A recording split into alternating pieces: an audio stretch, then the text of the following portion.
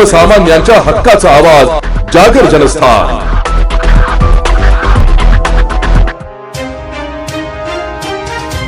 बनावट शालार्थ आदेशाच्या आधारे 960 कोटींच्या फसवणुकीच्या प्रकरणातील एका मोठ्या आरोपीला अटक केल्याची माहिती पोलिसांकडून मिळाली आहे। बनावट शालार्थ आदेशाने 960 कोटींची फसवणूक प्रकरणी मोठी कारवाई करण्यात आली आहे।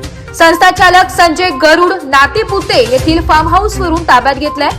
नाशिक उपसंचालक कार्यालयाअंतर्गत नाशिक, जळगाव, धुळे, नंदुरबार येथील 841 शिक्षक शिक्षकेतर कर्मचाऱ्यांचे कोणतेही वैयक्तिक मान्यता व शालार्थ प्रस्ताव नसताना मागील तारखेच्या बनावट शालार्थ आदेशाच्या आधारे शालार्थ प्रणाली ड्राफ्ट भरून वेतन व थकबाकीची रक्कम काढून शासनाची 960 कोटींची आर्थिक फसवणूक केली।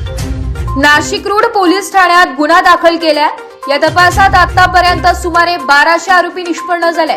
संस्था चालक संजय भास्करराव गरुड वय वर्ष 67 राहणार केके नगर, शेंढुर्णे तालुका, जामनेर जिल्हा, जळगाव असे आरोपीचे नाव असून तपासात असा निष्पन्न झालाय की गरुड यांनी त्यांच्या 15 शालेय संस्थेमधील एकूण 917 शिक्षक शिक्षकेतर कर्मचाऱ्यांना शिक्षणाधिकारी कार्यालयात कोणताही प्रस्ताव नसताना बनावट वैयक्तिक मान्यता दिली होती।